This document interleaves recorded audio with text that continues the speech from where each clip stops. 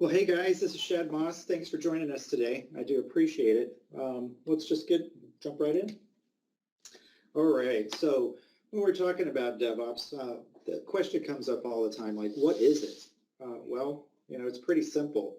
It is people, process, and technology, and bringing all of those items together into one cohesive working, sort of like a workflow. If you guys really think about it, you plan and track what you're doing. You build and test on top of that.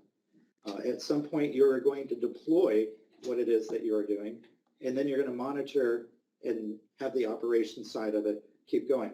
This goes in a continuous cycle, and that's what makes it work so great. Companies who implement a DevOps strategy will realize a lot of different things across their deployment of the DevOps practices. That usually leads to about 46 times deployment frequency, some faster time to market, about a 7 times lower change failure rate. So think about how many times you deploy things and then have to roll back. About a 2,555 times faster lead time for changes. This all equates to some increased revenue and then a faster mean time to recover from those things. So one of the exciting things is Microsoft released out about a year ago Azure DevOps. And from that, it pulled together all of the processes and technology together and allows us as people to control it all in one spot. Inside of it, it's got about 5 different areas. In each one of these areas, we're going to go into a little bit more and talk about them. Just from a high level standpoint, you've got your Azure boards, which is where you track all the items that you're working on. You can do it in an agile fashion or a scrum fashion. You've got Azure pipelines, where you can automate up the deployment, the building, anything that goes along with your code or with your infrastructure as code. You've got Azure repos, where you store all of that at. And then on top of it, you can put in Azure test plans so that you can test out exactly what you're doing, make sure that from a regression standpoint, you didn't break anything, smoke screen standpoint, everything that you do with testing. And then, of course, Azure Artifacts, which is everything that it consumes. So all the components, any kind of NuGet packages, even other code is kept into the Azure Artifacts. So let's go into Azure boards. Inside of this, you guys see a picture up there. It's pretty indicative of a Kanban board. You basically go in, define a backlog, let's say, and you can assign those out to people. But what it allows everybody to do is come in and drag and drop, do sprint planning, some cohesive traceability on each one of those, and then report back from a standpoint of where are we in this project, how's our burn down going, and so on. It is Scrum ready, so if your methodology is not Agile, but it's Scrum, you just switch over a template and now you're Scrum. And then from a project insight standpoint, it's a dashboard that everybody can see. So as a contributor or as a developer or as a stakeholder, I can get access into this, see how everything's going, and move it around.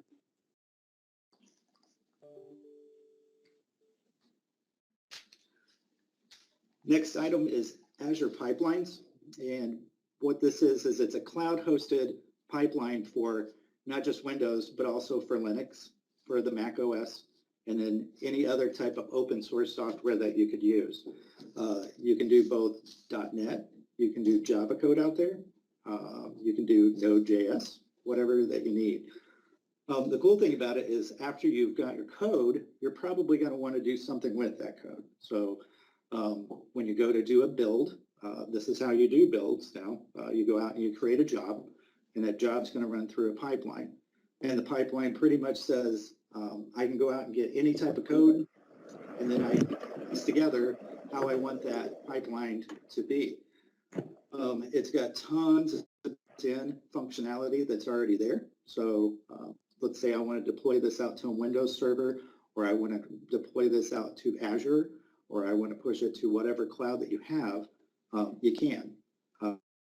Other thing that you can do too is inside of that pipeline, maybe I want to test some code and see what the code quality is. And if that code quality doesn't match what I say it's supposed to be, well, then I don't push it out. Or let's say I wanted to have a gated build too that passed through somebody actually manually looking at it, you can gate it that way. So there's tons of things that you can do inside the Azure pipelines to automate up whatever it is that you're wanting to push out there. It's extensible too. So if you want to write your own webhooks inside of it, you certainly can. You can call out to other web services. Like I said, it's very extensible. And it's not just for .NET code. It can be for open source code too. So anything Java related can actually live inside of here, and you can deploy out too. Okay. Somebody have a question? What's up? No, I can hear it. Oh, I'll turn it Sure, you're down. not used to me explaining things like that. I'm not anymore. I think somebody needs to mute. Thank you. Yeah, thanks. Didn't know if we had a question right on. For Azure repos, this is where you actually store your code. You can still store it off in Team Foundation version control, but nowadays everyone uses Git, so it works with the Git client too. Same thing with the Azure pipelines. The repos can go through, it's kind of like a workflow as well. So it has webhooks and API integration that you can go into. The cool thing about it is I can go into Azure DevOps and look up and do a code search for anything that I put in there. And it can be across as many projects as you have loaded into it. But what this allows us to do now is collaborate on any code changes, and then the continuous integration for each change. You could use forks to promote and collaborate with other workflows as well. The next item inside of here is the Azure test plans. So with this, we get the end-to-end traceability and run tests, and then log all your defects all inside the browser. It also uses the pipelines in the background too. But what it allows you to do is capture your rich data to be able to report back on. And it's all kept in the same portal. Everybody can see, whoever has access into it, of course. But you can see across web and then also across desktop. So if you've got different platforms that you're focusing in on, that you're wanting to deploy to, it's testing all in one. So what it brings to the table is end-to-end traceability. You can just leverage all your same test tools that you're currently using, just out in the cloud. Then last but not least, the Azure artifacts. And like I said before, this is where you put all your packages into. And then all of your projects that are out there can pull in from these artifacts. And that way you're only updating artifacts in one spot and not across many different projects. You can share these across other projects too. So if you're wanting to share out a project itself, you put it in as an artifact and use it in others. Hey, Shad, this is Adam here with Microsoft. I did pose a question actually at the start of the call. So, dev, at least for me, is a little bit of a newer kind of landscape, if you will, right? And so, we talk a little bit, we hear a lot about going from a marathon to a sprint type of model, right, when it pertains to DevOps. But can you maybe give us some historical context in terms of what problem does this solve? I guess, how did dev folks or dev teams used to do things where this would be a solution for them moving forward? Would you be able to maybe just kind of touch on that a little bit? Sure. Well, before, it was a lot of manual. I think we were all, even as a team, I guess, we had version control, which is true, and we still had TFS. But I think the part that was lacking was the operations side of it, and to be able to stand up the environments that you need to be able to do testing and deployment all in an automated fashion.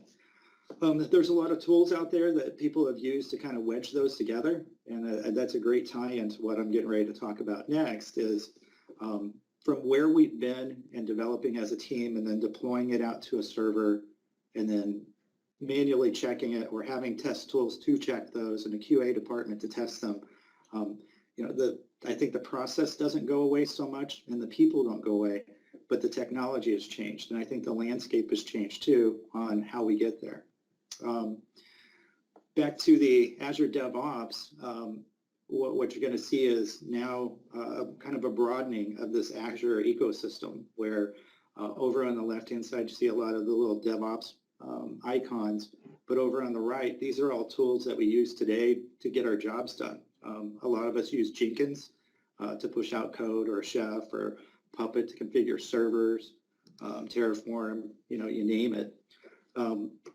The thing about Azure DevOps is what it allows us to do is choose the tools in the clouds that we love. I can use Azure DevOps today to push out to Azure. I can push it to on-prem. I can push it to another cloud if I had another cloud. It really doesn't matter what you have. It's the process and the tooling that makes it so powerful. But together, I could do a Docker image inside of it. You can mix and match any of the workflows that are out there. And like I said before, whether or not it's Microsoft.net or whether it's open source or any other third-party tool, it's already got a plugin, or if it doesn't, you can call into a web service and make it actually happen.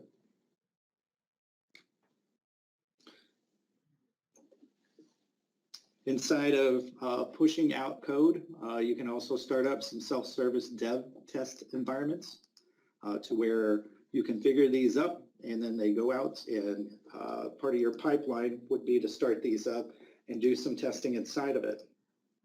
So whether or not you've implemented any DevOps or you were looking to get started, this is one of the challenges for IT organizations is keeping up with the demand of the projects that are out there and all the different development environments that are needed. When you're using Azure DevOps, that kind of goes away. You're still using Azure and you're still standing these up, but you can pull from an image that you have out there and stand up the environment pretty fast. And then when it's done, it gets torn down and it goes away.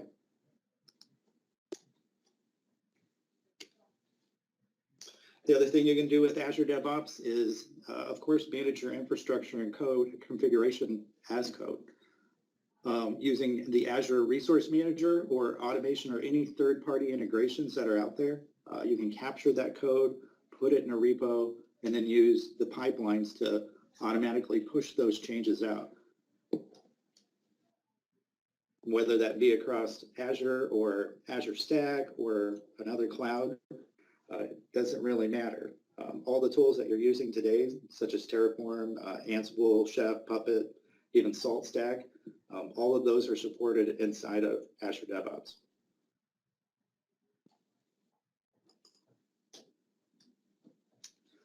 From a security standpoint, it's kind of like you think about it, you're kind of moving fast, but it doesn't mean you have to lose control over everything that you have. Even if you've got some shadow ops happening in the background, Azure Security gives you the visibility and control of your entire cloud security state.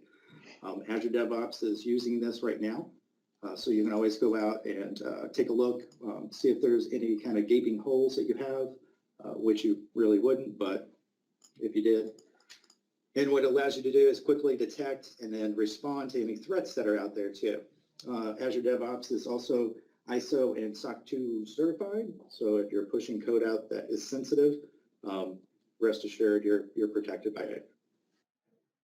Those. The other thing that you can do is with the Azure monitoring, you can use application insights and log analytics to track everything that's going on in Azure DevOps. It's tracking all of those metrics, so you can create up a dashboard of whatever you're wanting to do and be able to report on it. It's pretty seamless when it comes to putting together some kind of dashboard and be able to look through and say, wow, that's really cool. I want to drill into that and see what else is going on. The monitoring solutions out there, there's a lot of predefined ones, but you can also make your own. So from a DevOps standpoint, this kind of takes from what we were doing earlier, where it was manual deployment or even running scripts to push things out to certain environments, and it puts a process around it. So from a DevOps perspective, this is the process that you would basically be going into.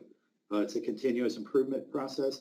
Doesn't mean that it has to be completely automated. You still have checks and balances inside of it, but it allows you to plan the projects out, of course, develop around that, use the source control management system, make automatic builds and quality checks for your code. You've got the automatic provisioning for environments out there. You can do configuration management, automatic deployments, like I said, if you really want to, automatic acceptance testing, or you can have that gated by somebody signing off or checking a box saying, yes, it did pass everything. Automatic performance and load testing, if you're using the Azure test plans, and then of course, release management. All of that information for each one of these is fed back in, and we've got automatic notifications, log management, and then application performance monitoring that's in the background. And this whole process just keeps going round and round. So one of the questions that always comes up is, well, what should I be using and for what? That's a good question. You know, we have it all the time. I think the thing that it comes down to is, what are you using today? And as you see from the slide, there's all kinds of different programs that you could use, and there's probably all kinds of programs that you are using. The cool thing about it, though, is from an Azure DevOps perspective, most of them are supported, if not all of them supported. What I like to do is the first time is try to go through and do kind of a tool categories assessment, where we take a look at how things are connected. So from a, you got to think from a developer standpoint, they've got workstations, they do a build, they might do some testing. Of course, they do testing because it always works on my machine. Deployment out to an environment, and then monitoring. And each one of these are filled in with what you have today. So this is just kind of an example of what technologies most people would be using. But more realistically is it could be a little bit different. So they may have some Visual Studio. They may be using some other type of code. They do a lot of GitHub, or they use Docker. They use Jenkins for some testing. All the different technologies just get mapped out and then kind of planned into what am I going to do inside of Azure DevOps. Like I said before, the Azure DevOps, you know, it lets you plan a lot smarter. Collaboration is there for your teams. It also helps you ship out faster and with a set of modern day dev services. The cool thing too is any developer, any platform, and any cloud. So that's usually holds up when it comes to DevOps products. It's one of the slickest ones that I think I've found. And I know that it has support for whatever projects that I'm doing. Most companies, when they're looking at it, they're not just all in on one, they're across a lot. So this kind of fills in a gap that was left open from a lot of DevOps projects. The other thing about the DevOps is you've got all kinds of services that are already out there, and they all already would complement your existing workflows. So if you look at the workflows that you're doing today, somebody probably made up some kind of job that's out there, and that job does have a flow to it. Putting it back into an Azure DevOps pipeline, probably a little bit safer, and then it lets it be a little bit more extensible too.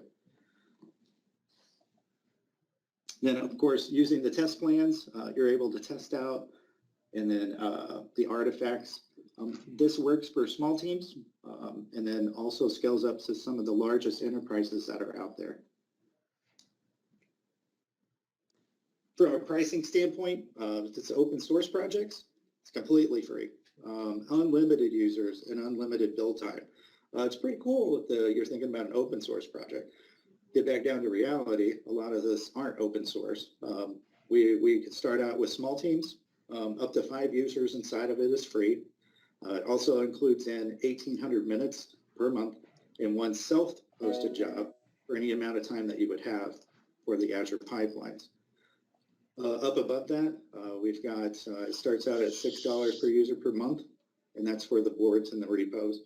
Pipelines runs on compute time for Azure, so, and that pricing is available through Microsoft. We have a lot of questions that come in from a TFS standpoint. A lot of people are using Team Foundation servers, and how do I get from TFS into Azure DevOps? It's a pain sometimes because I know a lot of us have done customizations across using TFS on-prem, and it just depends on how much complexity that you put in it. Everybody wants to customize the templates, and then those templates have to go up into the cloud too. So, but there is a process that's there. We kind of go through some prerequisites, kind of plan that upgrade, validate that it's going to be successful. Then we kind of have a go ready launch and then do the whole import. Depending on how long that takes, that's the big question. We've got to take a look at pretty much what it is that's out there that you have today and then go through, see how long it's going to take. But there is a path to go there. From a DevOps perspective, from our offerings, we of course go through a DevOps 1 hour briefing. It's a little bit like this, but a little bit more in depth, where we look at what items that you're looking to bring over from your current system, and then how that aligns with the services that are out there in the Azure DevOps. So what you're using today, how it would be replaced by one of these, and really talk through kind of like a migration strategy plan of what it would take for you to get over into it. We kind of touched on the migration. Our approach is doing a discovery, and then of course the migration and dry runs, and then a full migration. Just from a guess, it's anywhere from 4 to 6 weeks, depending on how big it is.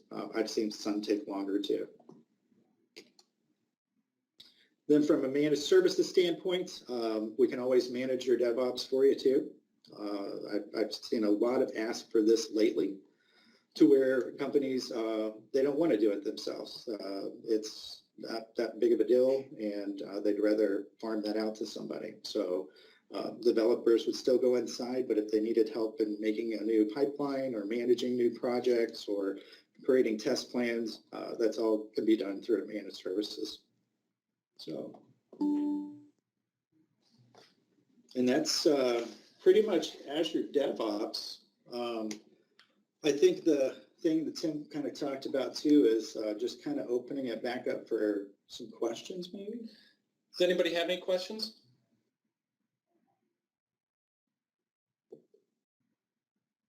Yes, can you hear me? Yes. Yes. Yeah, I do have a couple of questions. So when you say migration from your current system, so let's say if our code is in Artifactory and it's on-prem, can you migrate all that code from on-prem Artifactory into Azure? What are you migrating from? Just moving all our DevOps into the cloud if we have to. And what are you using right now? Artifactory. Okay. There are web service hookins where you can, it wouldn't just be right out of the box. We'd have to take a look at the data that you had out there and anything that you were wanting to move. The easiest is just take your code and put it up there and start using it. But if you're wanting all your history from your changes and change sets and everything, you can get it pushed in there. There's an API that you can call into. All right, the reason I was asking is we have some old libraries which we typically don't touch. So if we have to just move those over, can we move them over into the cloud? Yeah, you certainly can. Like I said, if you've got the source code and you wanted to just get started out there, you can start up, in Azure DevOps and copy your code up in there. But if you're wanting to keep the history from all of the old change sets that are out there, there is a web service that's exposed that you can use and put all up there for you too. All right, thanks.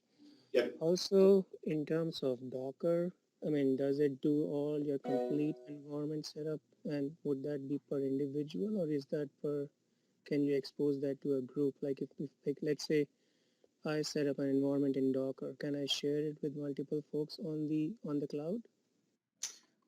You certainly can. If you've got the configuration for it, sure. Perfect, thanks. Yeah. There's a whole library out there for containers that you can use. Good, thanks for the question. Anything else? Well, while we're waiting, just take note on the slide that you're seeing now. If you guys have any other further questions, you can obviously email Shad directly. His email address is there. If anyone's interested in receiving this deck today, to mull it over, feel free to send either of us an email, smoss@oakwoodSys or marketing@oakwoodSys.com. Any other questions?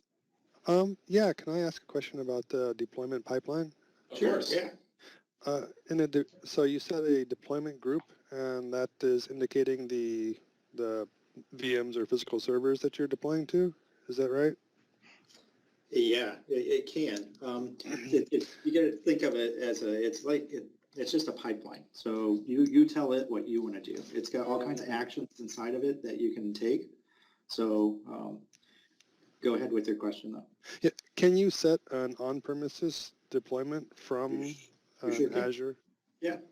So you can still use MS Deploy from it. You can do FTP if you wanted to, if you were that old school. But it's all there to come back on-prem.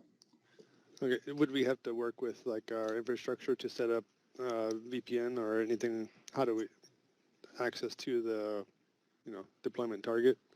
Yeah, you would probably have to talk to them. They'd have to poke a hole in the firewall. Thanks. Yep. Now, if you didn't want to come back on-prem, you could always use Azure. Just saying, the one thing that you may want to review with your IT department, though, is actually saving some of that configuration out as code. Maybe share with them the dev test environments and, get their buy-in on it. It'd save them a lot of time and you a lot of testing. Anybody else? I like we're getting questions. So I guess I'm assuming that you can currently migrate all your Jenkins scripts also into the Azure cloud, right? You know what? If you're already using Jenkins, you can use Jenkins inside of it. There's nothing wrong with continuing to use Jenkins. You can use it as part of your pipeline as well. So your Jenkins scripts that you're currently using still work. So we don't have to migrate it. We can just plug that in to Azure cloud. That's right.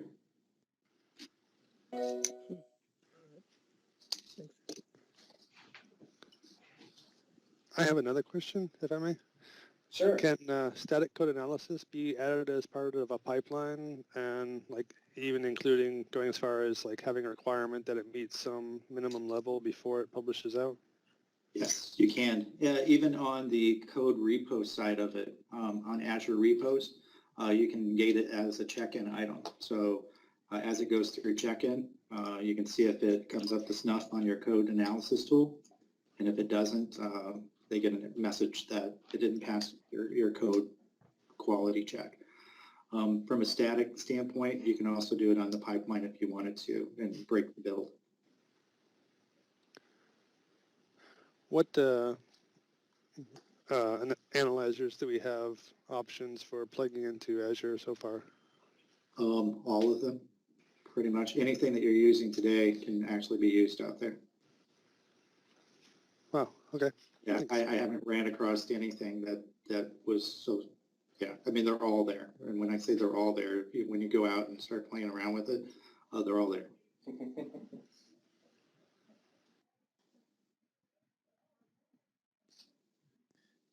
Anybody else? Shad, is possible to share the slides to reference, please? Yeah, sure. Yeah. Certainly. Thank you.